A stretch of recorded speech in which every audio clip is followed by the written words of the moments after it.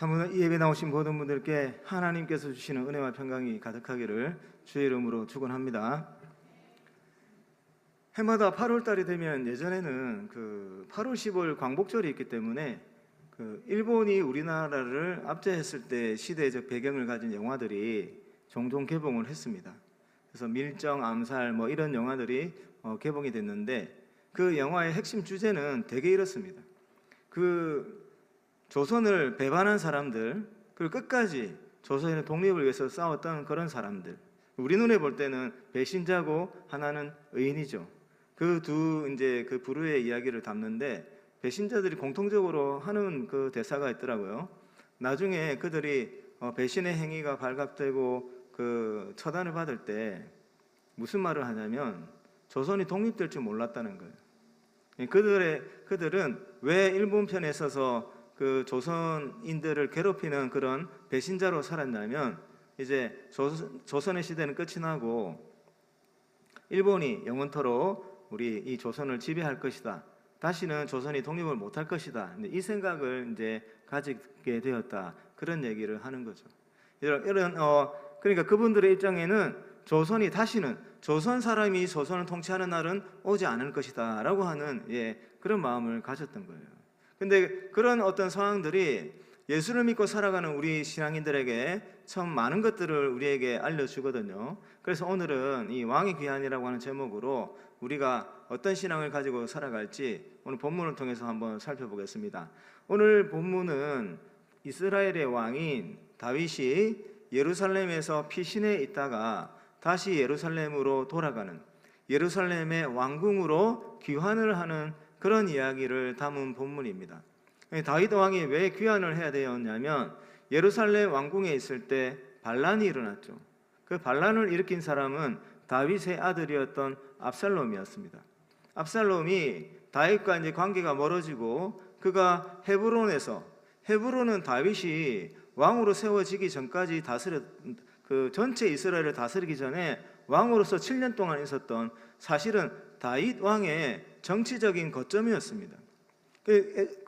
압살롬이 이런 헤브론에 가가지고 그 사람들하고 다윗 왕을 차단시키고 그 사람들의 민심을 거기서 얻기 시작하고 자신의 세력대로 규합을 해서 이제 때가 되었을 때 반란을 일으킨 것이죠. 그래서 반란이 일어난 시점에 다윗은 압살롬의 반란과 싸워서 승리할 수 없겠다고 판단을 하고 그 신하들과 함께 급히 짐을 싸가지고 그 왕궁을 버려두고 길을 떠났던 겁니다. 그래서 광야를 지나서 마하나임이라고 하는 곳까지 피신을 하게 되었죠. 그곳에서 하나님의 은혜로 그 압살롬의 군대와 다윗의 군대가 전투를 벌이게 되었고 이 전쟁에서 다윗 왕의 군대가 승리를 하게 됩니다. 거기서 압살롬은 죽임을 당하게 되는 것이죠. 그래서 반란군을 진압했으니 이제 다윗이 다시 그 왕궁이 있는 예루살렘으로 돌아가야 되는 것이죠. 그래서 오늘 이 본문은 돌아가기 위해서 요단강을 건너왔는데 다시 요단강을 건너가기 위해서 준비를 할 그런 시점이었습니다. 자, 이런 시점에 다윗을 찾아오는 사람들이 있었거든요. 시므이라고 하는 사람이 찾아왔었고 무비보셋이라고 하는 사람이 찾아왔었고 바르실레라고 하는 사람이 찾아왔습니다. 오늘 우리는 이 본문에서 바르실레에게 좀 주목을 하려고 합니다. 바르실레에게 주목을 해야 되는 이유는 오늘 본문에서 32절에 있습니다. 32절에 보시면 바르실레는 매우 늙어 나이가 80세라 그는 큰 부자이므로 왕이 마하나임에 머물 때에 그가 왕을 공궤하였더라. 바르실레라고 하는 사람이 다윗 왕을 공궤를 하였더라. 거기에 이제 주목을 하려고 하는 겁니다. 공궤라고 하는 뜻은 봉양하다, 필요한 것들을 공급해주다, 그런 뜻이에요. 이스라엘 사람이 이스라엘 백성으로서 이스라엘의 왕이었던 다윗을 봉양하고 그 왕이 필요로 하는 것을 공급해주고 하는 것은 특별한 일이 아니죠, 사실은. 그런데 왜 특별하게 우리가 여겨야 되냐면 바르실레라고 하는 사람이 다윗 왕을 공궤했던 그 시기에 있습니다. 바르실레가 다윗 왕을 공개했던 시기가 언제였냐면 마하나임에 있을 때였습니다. 마하나임. 다윗이 예루살렘 궁궐을 버리고 광야를 지나서 목숨을 부지하기 위해서 최종적으로 피신했던 장소가 마하나임이었습니다. 여러분, 다윗이 이 마하나임이 갔던 것은 뭐 정치적으로 다른 국가 정상들과 조약을 맺기 위해서 간 것도 아니고, 그 도시를 순시하기 위해서 갔던 것도 아니고, 여행하기 위해서 갔던 것도 아니에요. 생명 걸고 도망쳤던 것이 바로 마하나임이었습니다. 마하나임이 있을 때 다윗은 발랑군에게 목숨을 유지하기 위해서 왕궁을 버려두고 왕의 권좌를 버려두고 피신했을 때였습니다. 그 마하나임에 갔을 때는 그 수많은 사람들이, 다윗을 따랐던 많은 사람들이 다윗에게 배신을 했을 때였습니다. 그리고 심지어 다윗의 후궁들이, 이 마하나임에 있을 때 다윗의 후궁들이 자기 아들 압살롬에게 능력을 받는 그런 시기였던 것입니다. 다윗이 왕으로서의 체면이 완전히 바닥에 떨어졌던 그런 시기였어요. 자칫 잘못하면 압살롬의 군대와 다시 전투를 벌여서 그 생명마저도, 그래서 다윗이 지금까지 누려왔던 그 모든 것들을 다 잃어버릴 수도 있는 그런 때가 바로 마하나임이었습니다. 더 이상 이스라엘의 왕으로서 행세를 하지 못할 것처럼 보이는 그런 시기가 마하나임에 있을 때였죠. 그런 시기에 바르실레는 그 다윗을 공개를 했습니다. 자칫 잘못하면 바르실레 자신도 큰 위험을 당할 수 있어요. 압살롬이 만약에 나중에 다윗 왕과의 전투에서 승리를 한다면 바르실레도 죽임을 당할 수 있는 그런 상황이었죠. 그런 상황에서 바르실레가 그 다윗 왕을 공개했던 겁니다. 여러분, 여기서 이 공개라고 하는 단어를 조금 살펴봐야 되는데, 히브리어 말로는 이 공개라고 하는 그 단어를 보면 봉양하다 이런 말이 있습니다. 이것을 이제 영어 성경에서 어떻게 이제 번역하고 있냐면 두 가지 다른 버전이 있는데, NIV 성경에서는 공급하다라고 하는 뜻의 provide라고 하는 단어를 쓰고 있어요. 그러니까 실제로 바르실레는 큰 부자였어요. 그래서 다윗과 함께 피나놓은 그 많은 사람들이 필요한 것들을 실질적으로 공급해 줬어요. 물질적인 것들을. 그래서 그것을 사실 그대로 적었어요. 공급하다라고 하는 뜻으로. 그런데 NASB라고 하는 그 영어 성경이 있는데, 여기서는 떠받들다, 지탱하다 라고 하는 뜻을 가진 서스테인이라고 하는 단어를 썼습니다. 여러분, 지금 이 상황에서 바르실레가 다윗과 그와 함께하는 사람들이 필요한 어떤 물질들을 공급해줬다라고 하는 뜻으로 설명하기는 좀 부족한 감이 있습니다.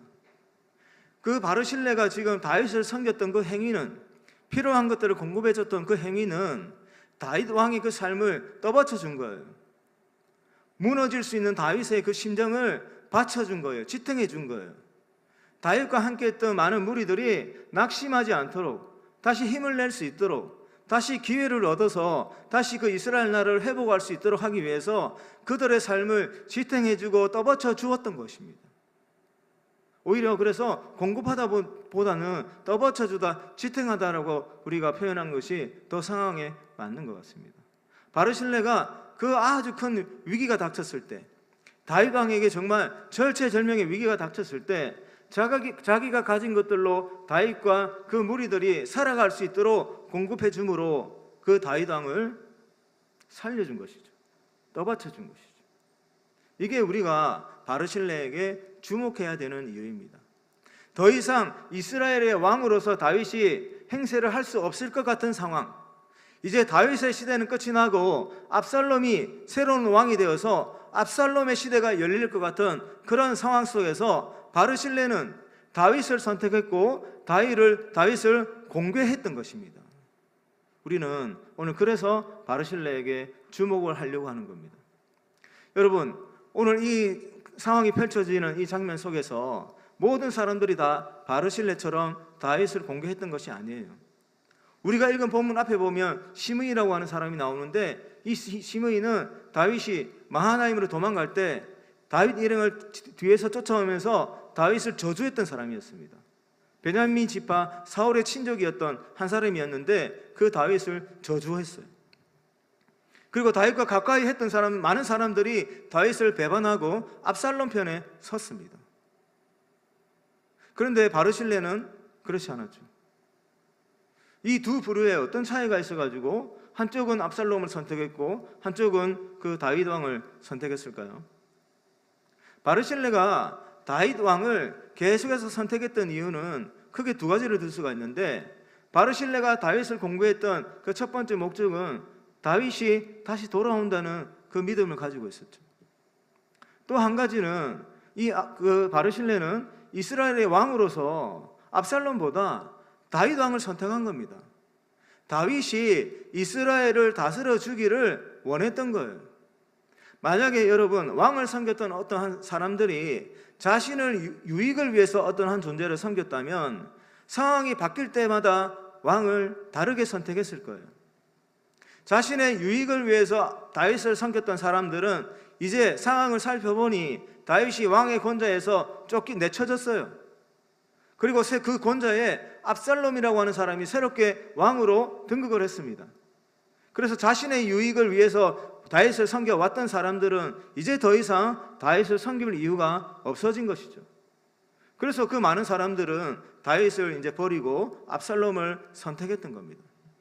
하지만 바르실레는 다윗이 그 권좌에서 내려온 그 상황에도 다시 그 다윗이 돌아올 수 있을지 없을지 100% 확신할 수 없는 상황에도 이 바르실레는 자기의 왕으로 다윗을 모시고 싶었고 또 다윗이 다시 돌아올 거다라고 하는 그런 믿음을 가졌던 것이죠. 그래서 이 바르실레가 그 위험하고 그 어려운 그 시기에 그리고 더 이상 그 다윗이 이스라엘 왕이 아니다라고 생각할 수 있는 그런 시기에라도 그 다윗을 왕으로 공개했던 것이죠. 여러분, 오늘 우리는 이 바르실레가 보였던 이 태도를 우리의 삶에 한번 적용해 보려고 합니다. 여러분, 바르실레가 언제 그 다윗을 왕으로 공개했습니까? 다윗이 예루살렘의 왕으로 있을 때도 그는 다윗을 왕으로 여겼지만 그가 예루살렘 왕궁에서 피신해서 마하나임에 있을 때도 다른 사람들이 볼 때는 이제 압살롬이 새로운 왕이다라고 생각될 때도 다윗을 왕으로 공개를 한 거죠. 우리 성도들이 살아가는 이 순간에 여러분, 우리는 예수가 우리의 왕이다라고 하는 고백을 가지고 살아갑니다. 근데 실제로 우리가 세상을 돌아가는 상황을 한번 살펴보면 정말 예수가 왕인가? 정말 이 예수가 온 세상의 통치자가 맞는가? 라고 의심할 수 있는 상황들이 얼마나 많이 생기는지 모릅니다. 여러분, 예수님이 이 세상의 왕이고 통치자라면 예수님의 뜻이 이 세상 가운데 구현이 되어야죠. 예수님이 가지고 있는 그 가치관들, 예수님이 중요하게 생각하는 생각들이 이 세상 가운데서 이루어져야죠. 예수님이 가지고 있는 사랑이 이 세상 가운데 가득 부어져 가지고 사랑이 넘치는 세상이 되어야 되는 거죠. 근데 이 세상이 그렇게 돌아가고 있습니까? 사랑이 넘치는 그런 세상이 되어가고 있습니까? 정의롭고 공의로운 세상으로 되어가고 있습니까? 약한 사람들이 그 참된 은혜와 사랑을 받으면서 회복할 수 있는 그런 기회들이 충분히 주어지는 그런 세상이 되어가고 있습니까? 그렇지 않죠. 각종 범죄가 난무하고 예수의 이름을 훼손하고 하나님이 세우신 질서들이 파괴되는 일들이 오늘도 얼마나 많은 곳에서 일어나고 있는지 모릅니다. 예수가 우리의 왕이라면 우리 개인의 삶을 들여다볼 때라도 하나님을 섬기는 우리들의 삶이 항상 성공을 해야죠. 항상 하나님의 보살핌이 우리 매일매일 삶 가운데 더 선명하게 드러나야죠. 우리가 아파하고 힘들어하는 일들이 즉시 해결되고 하나님께서 우리를 지켜주셔서 우리가 생각하고 우리가 원하는 것들이 매일의 삶 가운데서 경험할 수 있어야 되는 것 아니겠습니까? 그게 우리가 섬기는 예수가 왕이어야 하는 그런 세상의 모습이 아니겠습니까? 그런데 세상은 그렇지 않아요. 지금 이제 올림픽이 한창이지 않습니까? 올해는 올림픽이 하는지도 몰랐는데 7월 31일에 올림픽 개막식을 한다는 거예요. 그래서 나중에 이제 시간이 지나서 개막식을 쭉 보는데 여러분, 지금까지는 올림픽 개막식을 하면 큰 스타디움에 모여가지고 그 안에서 이제 공연을 하는 것으로 개막식이 끝이 났지 않습니까? 그런데 이번에는 좀 다르게 하는 거예요. 그 파리에 센 강이라고 그러는데 그 강에 각국의 그 나라 사람들이 유람선을 타고 막 가고 있고 그 군데군데 그 공연하는 사람들이 여러 지역에서 공연을 하는 거예요. 야, 참 신선하다, 괜찮다 하고 이제 개회식을 봤습니다. 근데 약간 이상한 장면이 이제 눈에 보였어요. 긴 테이블에 여러 사람들이 치장을 과하게 하고 모여 있는 장면이 나왔는데 저 공연은 무슨 의미를 전달하려는 거지? 도대체 감을 잡지 못하고 그냥 지나갔어요. 근데 다음날 뉴스를 보고 알았습니다. 그 공연이 그 그 레오나르도 다빈치의 최후의 만찬 그것을 소재로 갖고 왔는데 기독교를 비하하는 내용이라고 막 뉴스에서 막 나오더라고요. 그리고 가운데 이제 여장을 하고 덩치가 아주 큰 여장을 한 사람 뒤에 뭐 후광도 달려있고 한 사람이 그 예수의 자리에 있었던 거고, 그리고 예수님 주변에 제자들이 막 모여 있지 않습니까? 원래 그 그림에. 근데 그 주변에 모여 있던 그 실제로 개회식도 나왔던 사람들은 다 트랜스젠더 모델이었어요. 그리고 가운데 예수님이 계셨던 자리에 있는 사람은 드래그 퀸이라고 하는데, 그러니까 여자의 옷을 입고 여자의 장식을 하면서 과하게 이제 여자의 행동을 하는 그런 이제 그 배우를 드래그 퀸이라고 한대요. 실제로 남자인데 이제 여자의 장식을 하고 과하게 여자처럼 보이는 행동을 하는 사람이 예수님이 있었던 그 자리에 이제 섰던 것이죠. 그 뉴스를 보고 얼마나 화가 나든지, 도대체 저 사람들 무슨 목적으로 올림픽과 무슨 연관이 있다고 저런 공연을 하는지 되게 화가 많이 났었습니다. 예수가 왕이라고 하는 세상에서 이런 일들이 일어나는 거죠. 그러면 예수가 왕이라면 단번에 그런 그 악한 예수의 이름을 훼손하고 하나님 나라 질서를 파괴하는 일들을 하나님께서 단번에 그냥 그 벌을 주셔야 되지 않겠습니까? 그런데 그런 일은 잘 일어나지 않는 것이죠. 오늘 우리가 살아가는 세상이 이렇습니다. 그런데 그렇지만 여러분, 우리는 바르실레가 그러했던 것처럼 지금 일어나는 현상을 보고 또 우리 삶에 일어나는 어떤 우리 기대만큼 일어나지 않는 현상을 볼 때 지금 예수님이 그 왕의 권좌에서 내려가신 것 같아요. 지금 그 자리를 다른 존재가 차지하고 있는 것 같아요. 그렇지만 그런 순간이라 할지라도 우리는 예수를 우리의 왕으로 공개를 하면서 살아가야 합니다. 이게 바르실레가 우리에게 주고 있는 교훈인 거예요. 여러분, 예수 그리스도를 왕으로 공개한다는 것은 단순히 물질을 드리는 게 아니에요. 우리가 지금 이 2024년도를 살아갈 때 이 시대에 하나님 나라의 질서를 파괴하고 예수의 이름을 훼손하고 하나님 나라의 어떤 욕된 그런 일들이 난무하는 세상 속에서 우리가 예수를 왕으로 공개하는 구체적인 삶의 태도는 하나님 나라의 질서를 지켜나가는 거예요. 예수의 이름을 훼손하는 일들을 막아서는 거예요. 그럼 시대마다 하나님 나라를 훼손하고 예수 이름 훼손하는 일들이 다양한 양식으로 이제 드러나는데, 중세에서 근대로 넘어가는 시기에는 어떤 일이 벌어졌냐면, 당시에 중세 때는 1000년 이상 기독교 이제 그 세계였죠. 그러다가 그 르네상스 이후에 사람이 가지고 있는 이성, 이제 이성이 그 신의 자리를 대체하게 됩니다.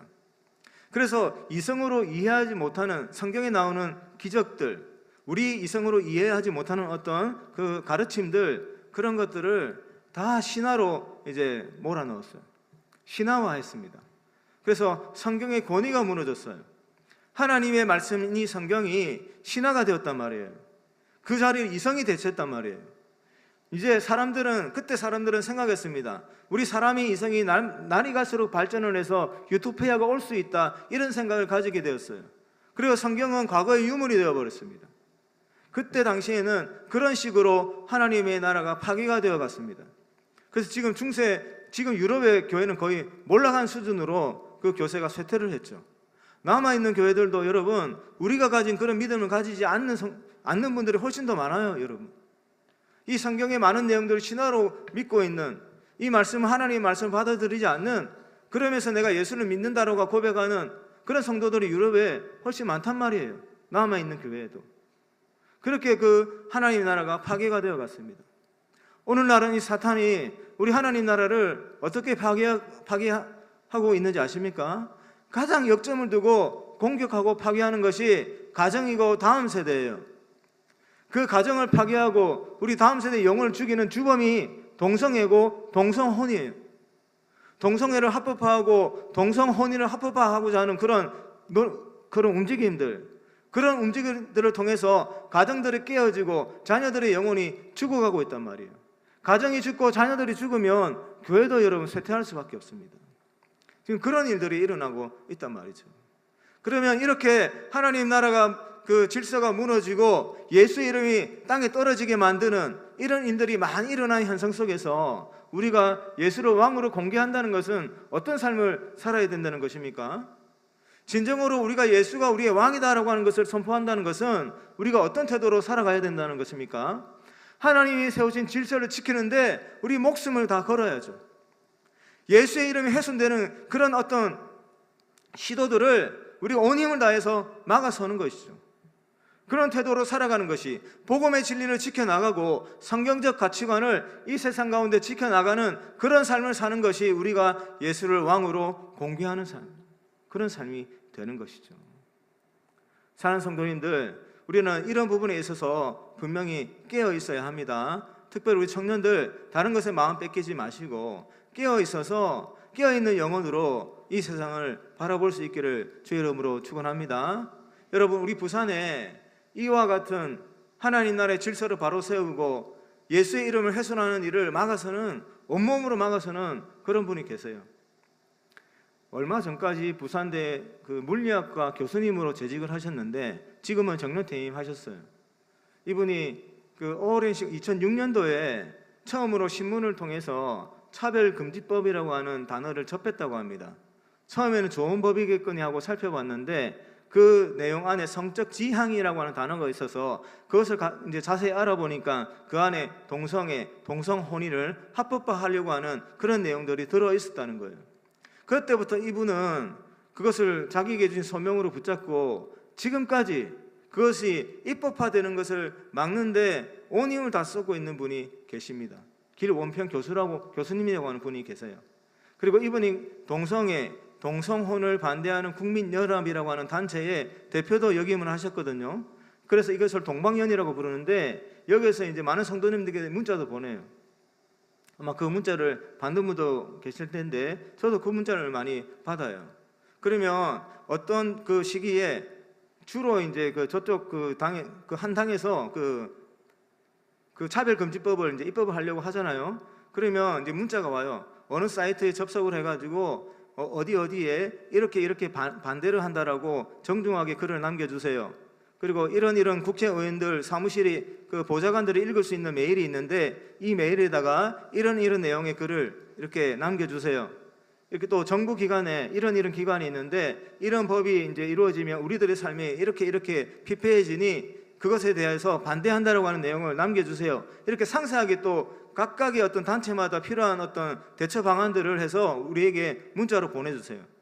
그래서 한때는 그 문자대로 막 접속해서 하기도 하고 그랬는데 때로는 또 바쁠 때는 그냥 지나가기도 하는데 그냥 무신경하게 지나가다가 최근에 올림픽 보면서 다시금 그에 대해서 경각심이 다시금 생겨났습니다. 여러분, 그 교수님이 2006년부터 그 하나님 주신 그 소명을 붙들고 지금까지 싸우고 있는 거예요. 이분이 이런 말을 합니다. 그 차별금지법을 막는 게 쉽지 않대요. 세계 여러 나라들이 이미 이제 차별금지법 다 통과가 됐습니다.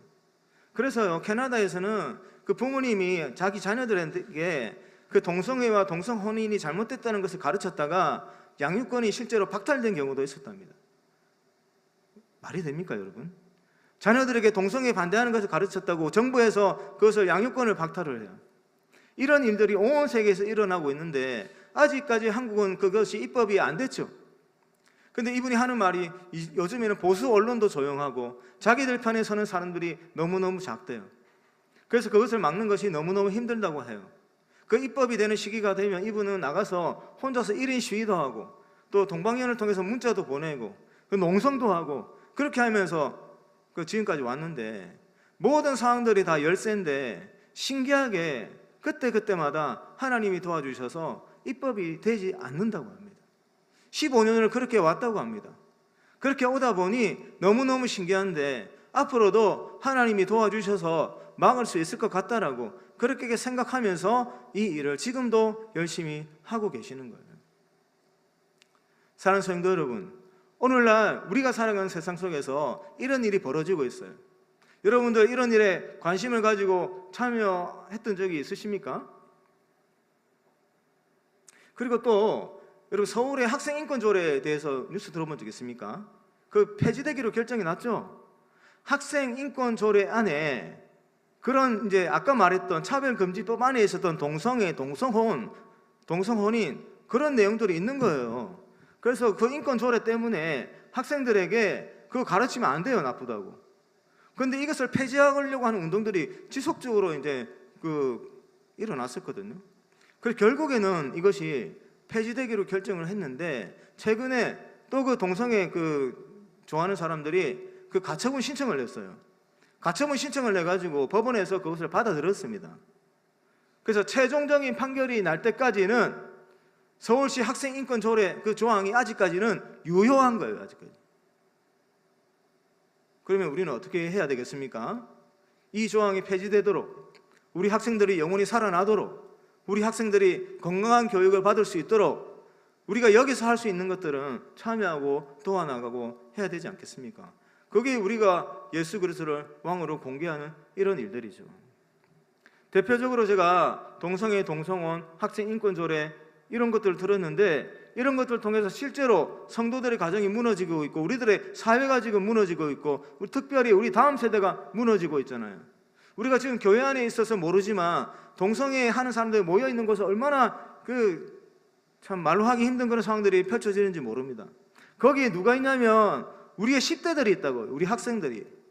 우리 학생들이 조금은 그 돈 얼마 받겠다고 그 행위를 하고 있다는 거예요. 그 행위를 하다가 그들의 영혼이 어떻게 되겠습니까? 그런 일들이 우리 사회에 지금 일어나고 있습니다. 그렇다면 예수를 믿는 우리 그리스도인들은 이 세상 속에서 하나님이 세우신 질서를 지켜나가야죠. 하나님이 세우신 가정의 모습을 지켜나가야죠. 하나님이 우리가 가르친 자녀들의 그 영혼을 살려나갈 수 있도록, 이 사회가 보다 더 건강한 사회가 될 수 있도록, 하나님의 질서가 이 사회를 다스릴 수 있도록 그런 그 삶을 우리가 살아나가야 되는 것이죠. 그게 우리가 지금 현상을 볼 때는 예수가 왕이 아닌 것처럼 보이지만, 그럴 때라도 우리가 예수를 진정한 왕으로 공개하며 살아가는 것입니다. 사랑하는 성도 여러분, 우리 선일교회 안에 언제 어디서나 상황이 어떠할지라도 항상 우리 주님이 우리의 왕이다라고 하는 고백하며 그 예수를 왕으로 공개하며 살아가는 그런 일들로 가득하기를 주의 이름으로 축원합니다. 그래서 지금도 하나님 나라를 공격하고 교회를 약화시키고 성경의 권위를 무너뜨리고 성도들의 가정을 어지럽게 하고 성도들의 영혼을 파괴하는 일이 있다면 우리가 경각심을 가지고 우리가 그것을 막고 하나님의 나라로 바로 세워나가는 그런 일들을 행할 수 있는 우리 성교회 모든 성도님 되시기를 주의 이름으로 축원합니다.